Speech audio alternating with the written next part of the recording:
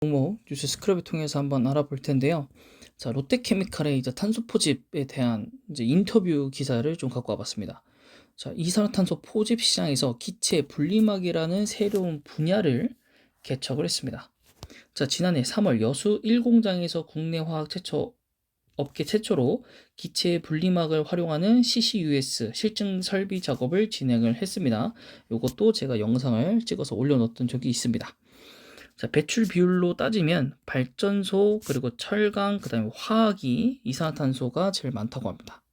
그리고 이거를 보통 습식 방식으로 처리를 여태까지 했는데, 습식 방식으로 하면은 설비가 부식이 되거나 물로 하기 때문에 설비의 공간 활용 측면이 효율성이 떨어집니다. 공간도 만들어야 되고, 또 굴뚝도 엄청나게 위로 만들어야 되고.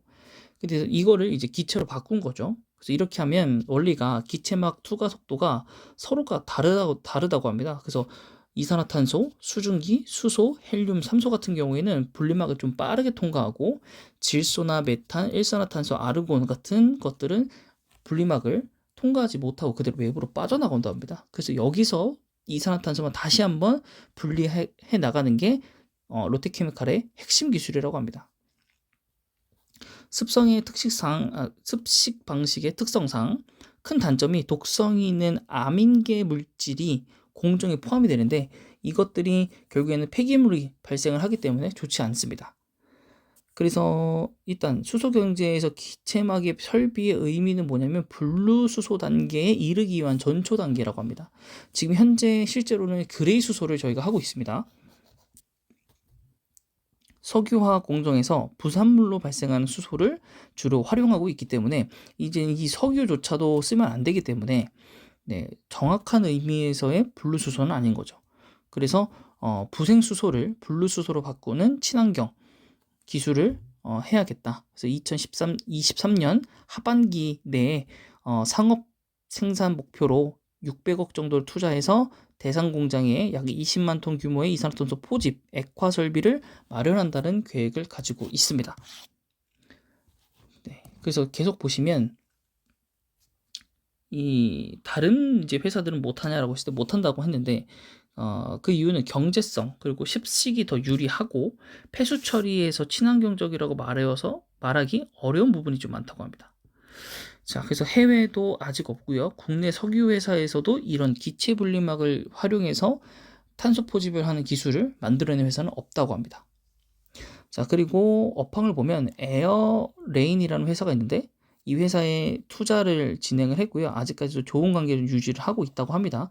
그래서 나중에는 이 회사를 좀 뭐 자회사로 좀 편입을 시켜서 뭐 상장을 시키고 이러면 롯데케미칼에 좀 더 주가적인 측면에서 좀 좋지 않을까, 그런 생각을 좀 하고 있습니다. 결론은 지금 국내에서 활용하는 게 없고, 지금 요 위에 좀 숨겨져 있는 게 있는데, 이렇게 2차 전지를 만들 때 요 전해액을 만드는데도 이산화탄소가 쓰이기 때문에 이산화탄소 포집을 하면 굉장히 여러 부분을 사용을 할 수 있다 이겁니다. 그래서 이것 때문에도 롯데케미칼이 들어온 거죠. 롯데에서도 이제 2차 전지 쪽으로도 좀 뭔가 드라이브를 좀 걸려고 하는 느낌이 있기 때문에, 그리고 또한 이거를 좀 이제 좀 단단하게 만들어서 좀 플라스틱의 대체품으로도 사용하고 싶고 하는 겁니다. 드라이아이스 수요를 못 합치면 130만 톤밖에 안 되기 때문에 최대 용량이 650만 톤을 상상하기 때문에 나머지는 좀 버리게 되는 거거든요. 생산을 안 하거나 할 수 있는데 불구하고. 그렇기 때문에 좀 여러 부분으로도 사용할 수 있겠다. 이 부분에도 좀 써 있습니다. 폴리카보네이트. 예. 그래서 그 부분들도 좀 적용이 된다라고 볼 수 있겠습니다. 그러면 롯데케미칼 주가 한번 보시고 오겠습니다. 자, 롯데케미칼 주가고요. 일봉상으로는 뭐 그렇게 뭐 떨어진 모습으로는 보이진 않아요. 물론 고점에 비하면은 좀 많이 떨어진 것처럼 보이긴 하지만, 뭐 이미 흘렀던 부분들에 비하면 올라온 만큼 또 다시 약간 조정받았기 때문에 그렇게 크게 많이 올라오지는 않았다. 그렇죠. 또 그렇게 보니까 또 많이 떨어졌네요. 말을 반대로 했죠, 지금. 네. 그러면 주봉상을 한번 볼까, 그러면? 주봉상으로 본다면 이제 이 흐름을 지금 본 건데, 지금 요 흐름을 좀 본 건데, 저기 고점이, 날짜가 10월 14일 정도? 10월 14일이면 두 번째 봉, 세 번째 봉 정도겠죠? 10월이, 여기군요. 여기면은, 이제 좀 많이 떨어지긴 했네요. 예, 좀 많이 떨어지긴 했네. 24만, 한 3만원 정도? 주가가 3만원 정도 좀 떨어졌네요. 3만원. 10% 이상? 네, 좀 많이 떨어지긴 했네요. 그래도 저점에 비하면 사실 좀 그렇게 막 많이 올라갔다는 느낌은 또 들진 않아가지고. 그쵸? 근데 또 최고점에 비하면 굉장히 좀 많이 떨어져 있는 상태이고, 뭔가 이제 차트상으로 본다면 약간 이런 식으로 좀 연결은 좀 되는 느낌이 있어서 아직 좀 돌파하려면 좀 시간이 좀 걸리겠다라는 것도 좀 보이고, 예, 월봉상으로 보시면 이제서야 조금 횡보를 좀 타는 거죠. 그래서 이런 느낌이겠죠.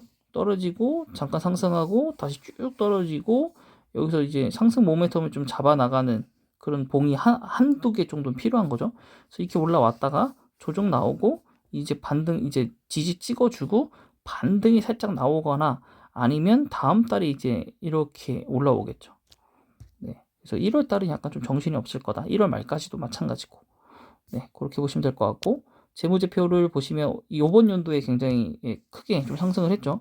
그래서 피크아웃이다 뭐 이런 얘기들이 있었는데, 뭐 그건 또 가봐야, 내년에 또 가봐야 하는 거고, 지금 이 사업들이 또 어떻게 또 판가름이 나느냐, 예, 그 부분들도 좀 영향을 끼칠 것 같습니다. 그래서 이번 종목은, 네, 롯데케미칼의 탄소 포집 기술 완성에 대한 얘기를 해봤습니다. 영상이 마음에 드셨다면 구독과 좋아요